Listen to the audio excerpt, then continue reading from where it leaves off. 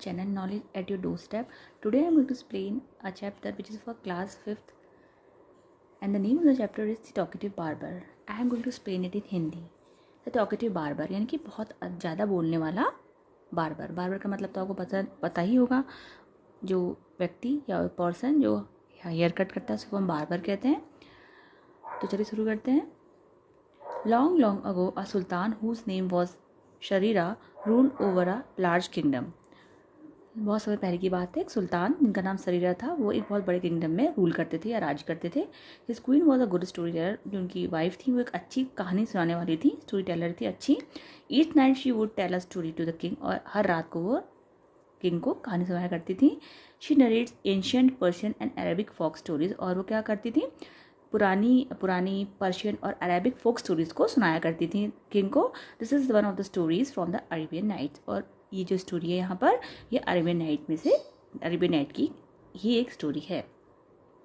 In the city of the Kashgar lived a barber who was a great talker. Kashgar नामक जगह पे, एक शहर पे, एक बार्बर रहता था जो बहुत ज़्यादा टॉकेटिव था, मतलब बहुत ज़्यादा बोलता था. Once the sultan called the barber to shave his head. एक बार सुल्तान ने उस बार्बर को बुलाया, उस हजाम को बुलाया ताकि वो अपना सर को शेव करवा सके.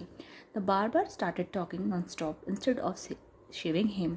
जो बार्बर था उसने क्या किया, नॉन स्टॉप मतलब बिना रुके उसने बोलना शुरू कर दिया, बजाय इसके कि वो उनके सर की शेविंग करता. यानी कि बार्बर ने बजाय, इंस्टेड मतलब होता है बजाय शेविंग करने के खूब बोलना शुरू कर दिया, नॉन स्टॉप बोलना शुरू कर दिया, बिना रुके बोलना शुरू कर दिया.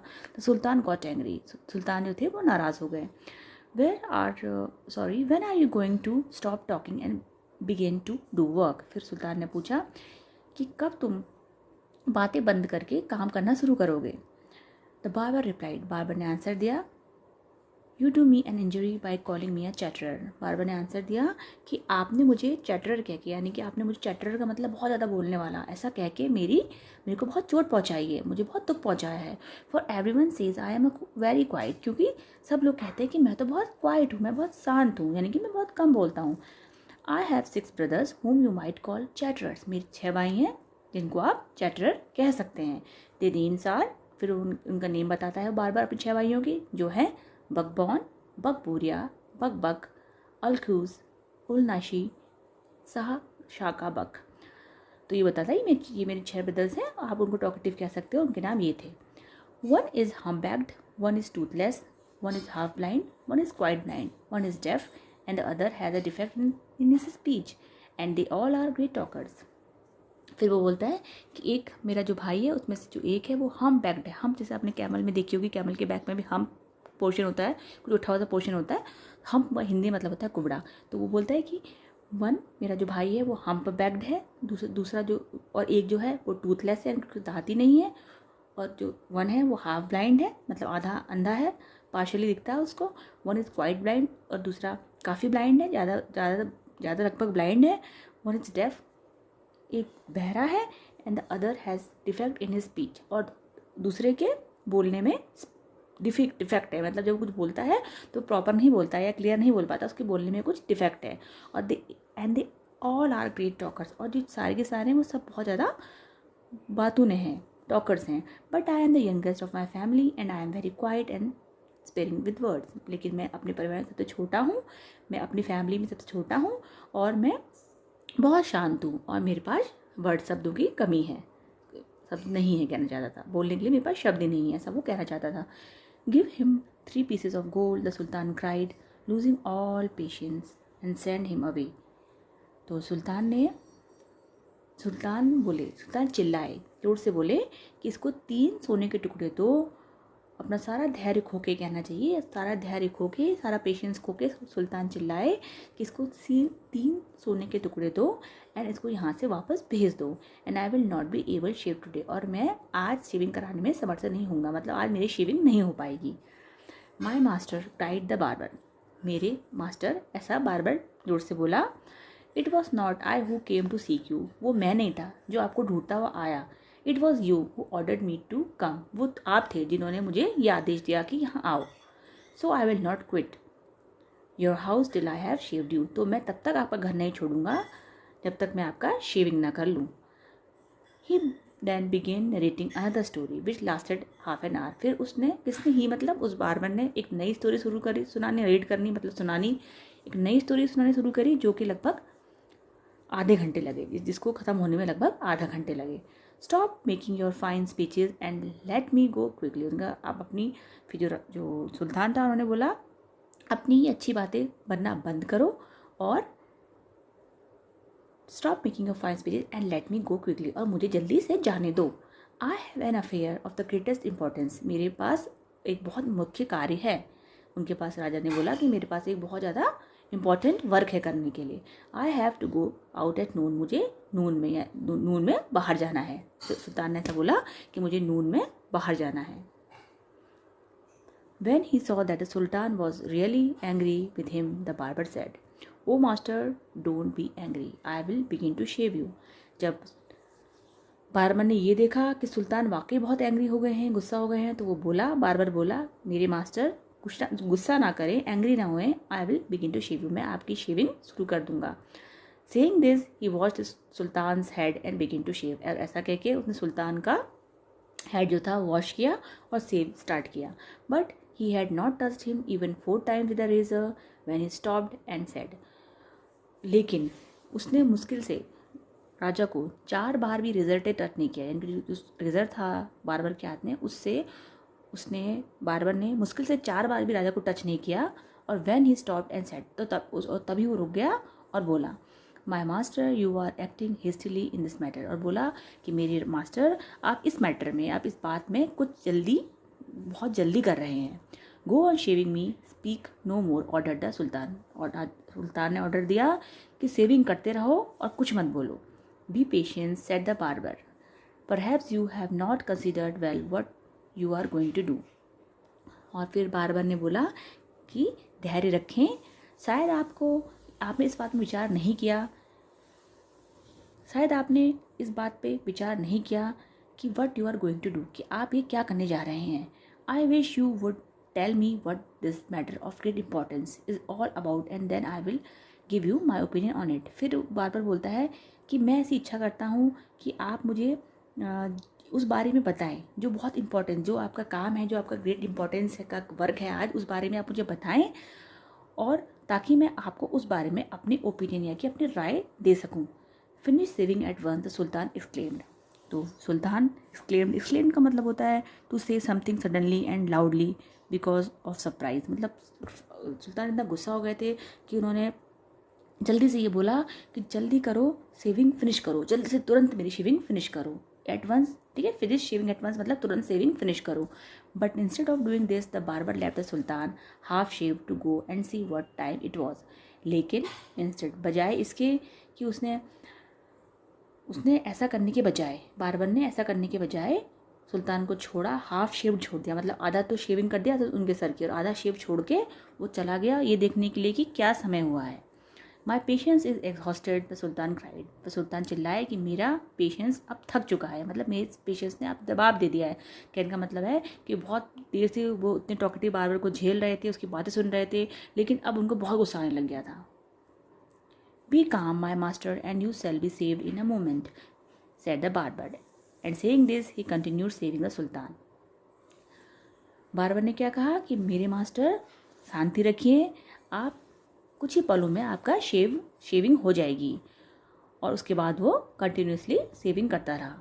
But while he was doing this he could not help talking. लेकिन ऐसा करते समय जब वो सेविंग करने लग गया था सुल्तान की, तो ऐसा करते हुए वो अपने आप को बोलने से रोक नहीं पाया। If you could inform me what this important affair is, I would give you more advice which you might find useful, he said मतलब बार बार बोला कि अगर आप मुझे बता दें कि ये आपका इंपॉर्टेंट अफेयर या इंपॉर्टेंट वर्क, महत्वपूर्ण कार्य क्या है, तो मैं आपको उसके ऊपर एडवाइस दूंगा, उसके बारे में एडवाइस दूंगा, और शायद वो आपके लिए, आप उसको यूज़फुल पाएँ, यानी कि शायद वो एडवाइस आपके लिए कुछ काम आ जाए। The sultan was completely fed up by now and decided to satisfy the barber. अब इसकी ये बात बार बार सुन के सुल्तान जो थे वो काफ़ी फेड अप हो गए थे, काफ़ी बोर हो गए थे, परेशान हो गए थे। तो उन्होंने ये डिसाइड किया कि बारबर को इस बात को बता के उसको संतुष्ट किया जाए। He told him that he was giving a feast to some friends at noon which was why he was in a hurry to leave. तो उन्होंने बताया, सुल्तान ने बताया कि वो आज अपने कुछ दोस्तों को एक दावत दे रहे हैं, आज दिन में वो अपने कुछ फ्रेंड्स को एक दावत दे रहे हैं और इसीलिए वो आज जाने की जल्दी में है।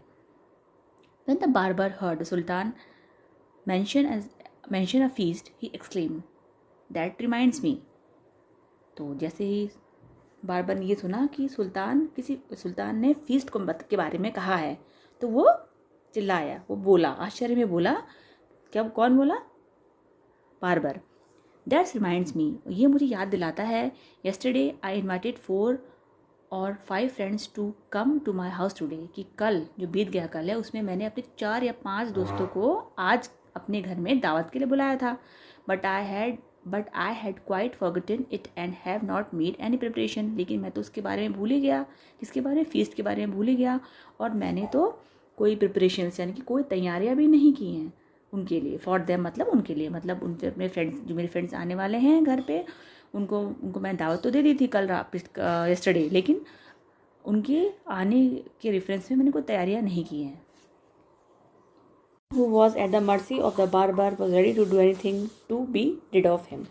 सुल्तान जो कि बारबर की दया पर था, वो उससे छुटकारा पाने के लिए कुछ भी करने को तैयार हो गए थे। Be quick and finish your work, the Sultan replied, and you shall have all the food that has been prepared for me today. फिर वो बोले कि जल्दी करो और अपना काम ख़त्म करो, और तुम्हें वो सारा खाना दिया जाएगा जो आज मेरे लिए बनाया गया है। Please show me the food so that I may judge if it is enough for my 5 friends. तो बारबर बोला कि कृपया मुझे वो खाना दिखाएं ताकि मैं ये जज कर सकूं कि वो मेरे 5 दोस्तों के लिए काफ़ी होगा। I have enough food for you, the sultan exclaim. फिर सुल्तान ने आंसर दिया जोर से चिल्ला के कि मेरे पास काफ़ी खाना है तुम्हारे लिए। But he order that all the food prepared for his feast be brought in, लेकिन उसने ये ऑर्डर दिया, राजा ने, सुल्तान ने ऑर्डर दिया कि जो भी फूड बनाया गया है फीस्ट के लिए, दावत के लिए जो भी खाना बनाया गया है उसको अंदर लाया जाए। The barber looked over the food and said, barber ने उस खाने को देखा और बोला, दिस इज़ वेरी गुड, ये बहुत अच्छा है, but I shall want some fruit for the dessert also, लेकिन मुझे डेजर्ट के लिए कुछ फलों की भी आवश्यकता होगी, या मैं कुछ फल, लेकिन मैं डेजर्ट के लिए कुछ फल भी चाहता हूँ। डेजर्ट मतलब खाने के बाद जो मीठा खाते हैं उसको हम कहते हैं dessert. The sultan in desperation since his head was half shaved ordered that the food should be brought in. तो सुल्तान जो काफ़ी निराश हो चुके थे, काफ़ी परेशान हो चुके थे क्योंकि उनका आधा सर ही शेव हुआ था, उन्होंने क्या ऑर्डर किया कि कुछ फलों को भी अंदर लाया जाए। The barber left off shaving the sultan to examine each dish separately. This took up half an hour. फिर बारबर ने क्या किया? The barber left of shaving, barber ने शेविंग करना छोड़ हर एक डिश को अलग अलग एग्जामिन करने लगा, और ऐसा करने में उसको आधा घंटा लगा। यानी कि जो बारबर था उसने राजा की हाफ शेविंग करके वो काम छोड़ के उसने डिशेस को एग्जामिन करना शुरू कर दिया, मतलब डिश को चेक करना शुरू कर दिया, और इस पूरे प्रोसीजर में उसको आधा घंटा लगा। The sultan stamped his feet impatiently but the barber did not हरी। जो सुल्तान थे उन्होंने धैर्य की कमी हो जाना, इम्पेशेंटली मतलब धैर्य का खत्म हो जाना, अपने धैर्य के खत्म हो जाने पर अपने पाँव को पटका, स्टैम्प्ड किया, स्टैम्प्ड हिज फीट मतलब पाँव को पटकना। But the barber did not hurry, लेकिन बारबर ने कोई जल्दी नहीं गई। Barber did not hurry at length, यानी कि बारबर ने इसमें कोई जल्दी नहीं दिखाई, वो आराम से अपनी डिशेस को चेक करता रहा। However he again took up the razor but after a few minutes of work stop suddenly and cried. However, लेकिन फिर उसने क्या किया?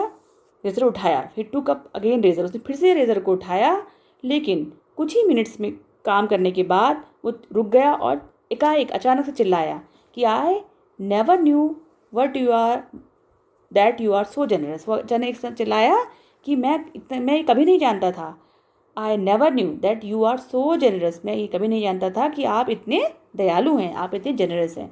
कहने का मतलब ये है, जो ये टॉकेटिव बारबर था इसकी पर्सनैलिटी थी बहुत बोलने वाली, ये वो एक्सट्रोवर्ट था, बहुत ज़्यादा बोलता था, और फाइनली वो लास्ट में भी चुप नहीं रह पाया और बोलता ही चला गया। तो ये थी स्टोरी का, इस चैप्टर का एक्सप्लेनेशन। प्लीज़ मेरे चैनल को लाइक करें, इसको सब्सक्राइब करना बिल्कुल ना भूलें, बेल आइकन को नोटिफिकेशन के लिए प्रेस करें। Thank you.